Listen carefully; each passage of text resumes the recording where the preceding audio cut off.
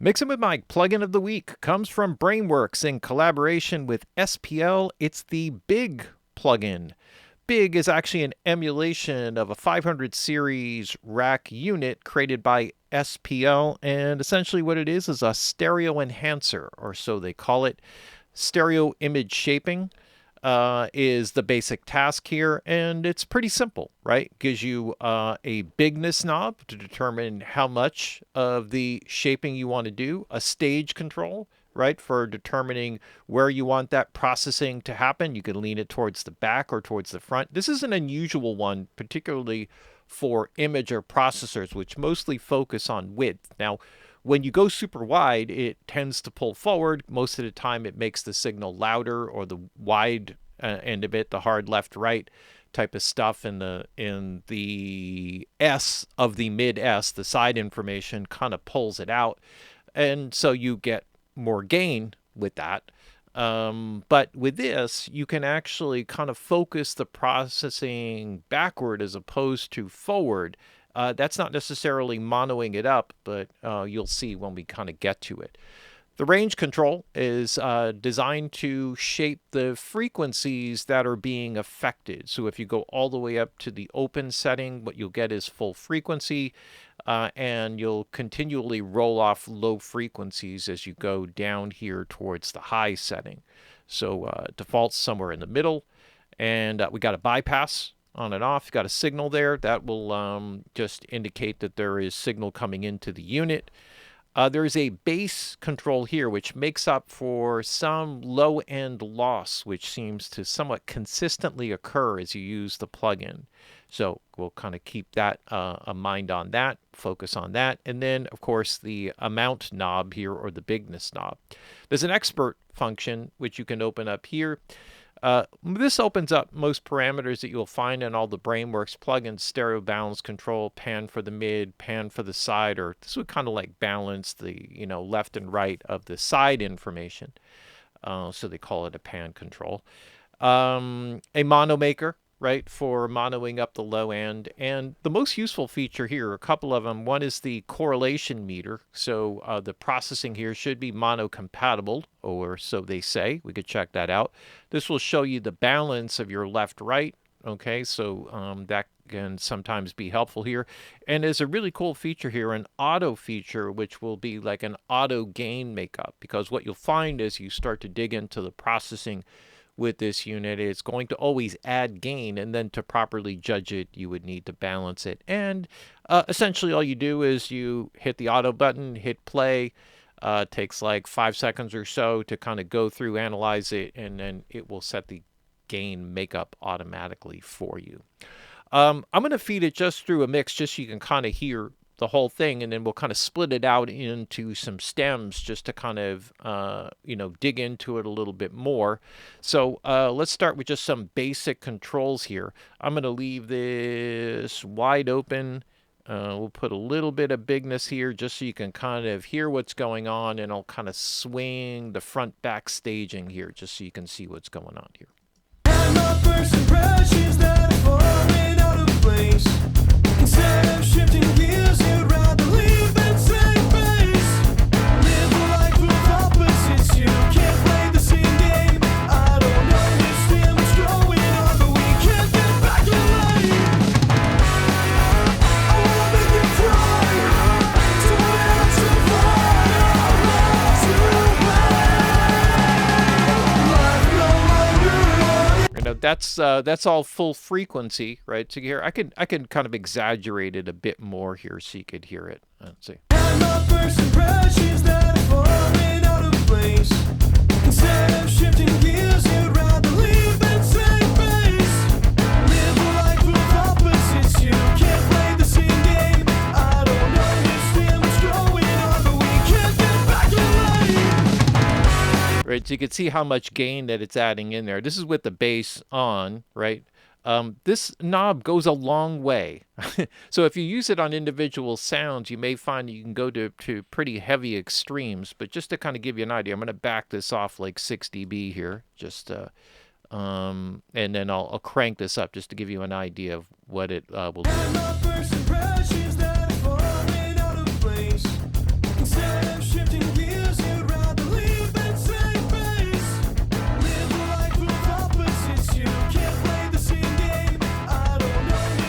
Right, so you can hear how it's just basically adding a lot of information out to the sides. Now, what it sounds like, I don't know. They don't really get into exactly what it's doing here, but it seems to be that there's some form of delay early reflection type of thing where you can get a depth field by adding that to the back.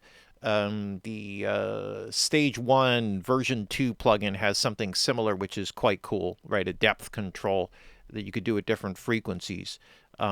Great mastering tools. This is a little bit of a similar kind of vibe with this. But then you can actually pull it forward, so that kind of, if you have that sort of like almost delay information that's anti-phase, then it will sort of lift it out of the speaker. And so what you got is this sort of fading back. Now, I'm not sure exactly how they're doing it or what they're doing with it, or if they're grabbing some of the information, sort of low-level information, delaying it, and then sort of throwing it into all of these things. But you get that full sense of it. I have not used it much cranking this up. So I seem to be like lingering down here, especially on a mix bus setting. But I imagine when you get to individual sounds, you may find that you can dig into it a bit more. And then, whatever, shape some other things here as necessary. Let's go kind of to like a little bit more normal setting. And let's kind of pull this down to kind of take away a little bit of the flutteriness, which is the range control. So we'll kind of roll off. Well, this actually will roll off some of the low frequency response. So let's kind of dig into this a little bit. And my first impressions that are falling out of place. Instead of shifting gears, you'd rather leave that same place. Live a life with opposites, you can't play the same game. I don't understand what's going on, but we can't get back in line. I wanna make you cry.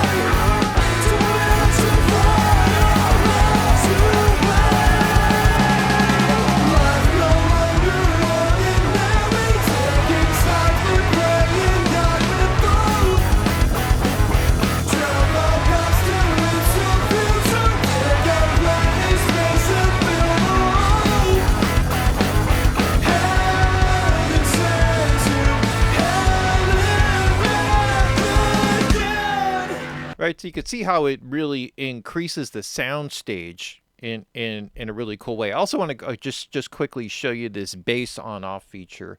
I think you'll find that you put it in almost all of the time, but let's just check that out real quick. And my first impressions that are falling out of place. Instead of shifting gears, you'd rather leave that same place. Live a life with opposites, you can't play the same game. I don't understand what's going on, but we can't get back in line. I wanna make you cry. Don't answer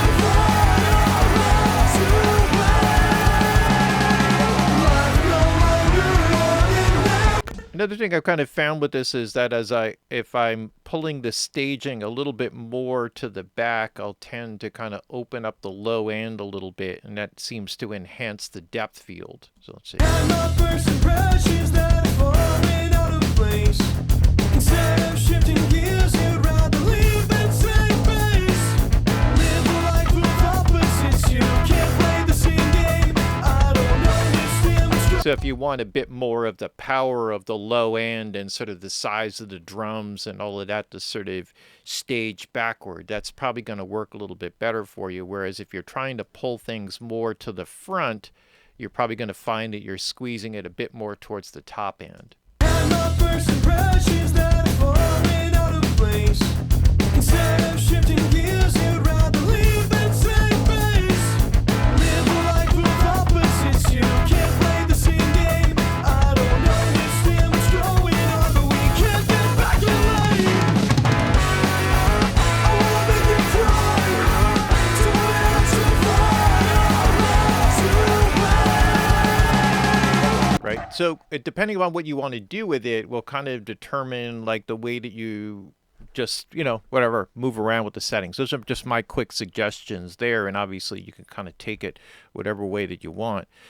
Here, just to kind of break it down to some individual stems, I can kind of play around with some things here. I had set up a little bit of a staging. Let's kind of play with the staging here where the drums are back further.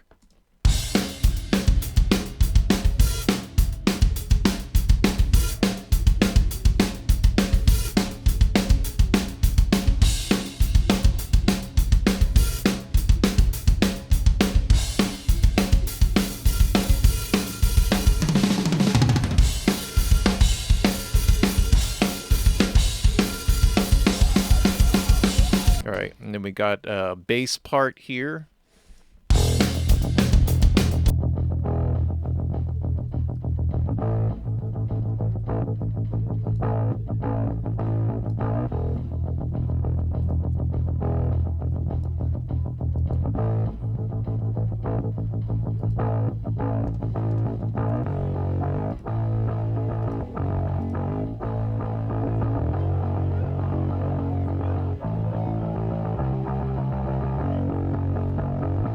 I don't know, didn't seem to adjust anything there, but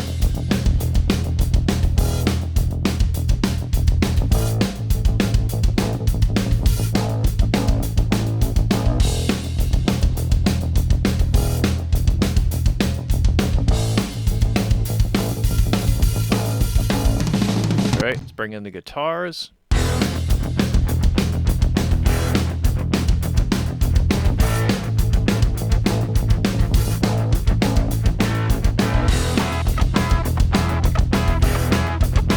Oh, you know what? I think part of what I was hearing is I have the bass off. That's why it was losing some low end. Let's go back here for a second.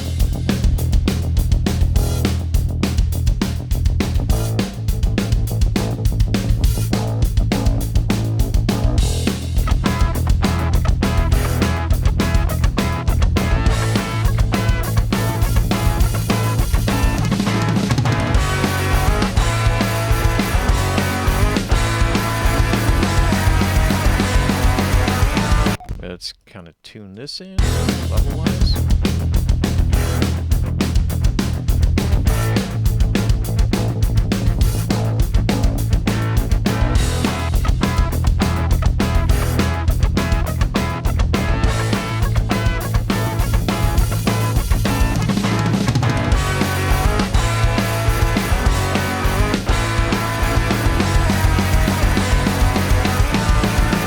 It's adding some gain, or maybe some of that is just the presence and the size. Let's do the vocals here for a second and see what we got. And my first impressions that falling out of place.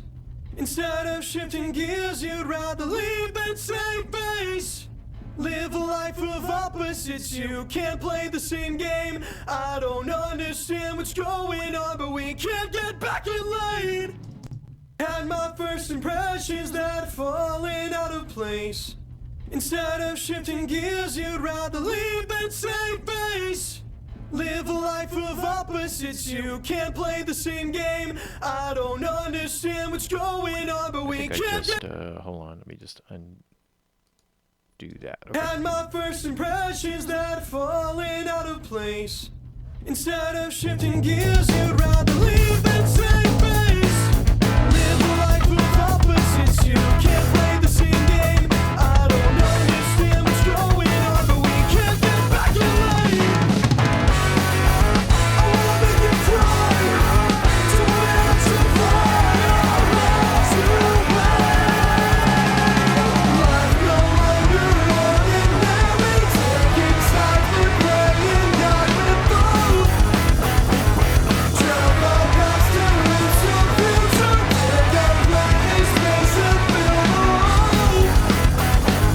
Heaven sends you, heaven again. Yeah, so I think what it is adding some gain, which is sort of so even with this, that's not seeming to kind of work as effectively as when I first put it on. In fact, it didn't seem to really move much of anything at all, even though it was at lighter settings. My feeling that we're probably, you know, we collectively, you know, pull down like a half dB or so with everything. We're probably going to be pretty close to what it should be. Already got there. I'll just pull it back a little bit more. And my first impressions that falling out of place. Instead of shifting gears, you'd rather leave than save base. Live a life of opposites, you can't play the same game. I don't understand what's going on, but we can't get back in lane. I wanna make you cry, so answer fire, to life no longer ordinary, taking time for praying God with both.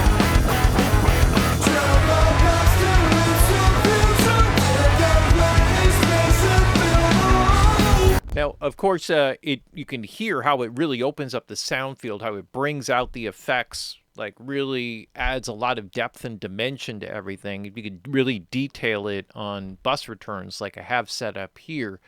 You have to be a little careful for the top end. I kind of wish there was almost like a little bit of like a trim on the top end. Unfortunately, there's no, like, this is a I suppose you could put a filter afterwards. I was just trying to think about it because the processing within itself, it's adding something to what's already there, but when you put any kind of filter on it, it's also going to affect the dry signal passing through. Or maybe it all ends up being wet. At this point, it's a mystery. They don't tell you in the manual.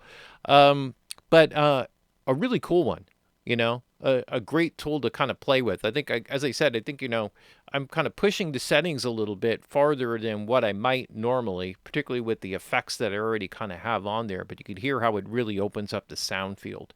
Anyway, I think you can see the potential here for how much you can use this to really open the sound field up. You don't often get this front back thing. In fact, I can't think of another plugin that really does this in particular. So this is sort of an interesting and very, very cool feature because it helps to stage the front back depth, not just the width, which is what you find with most of the imager processors.